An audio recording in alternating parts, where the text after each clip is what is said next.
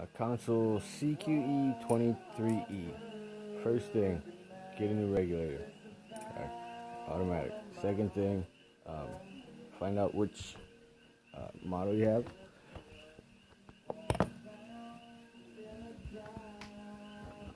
Source select, temperature, ignition.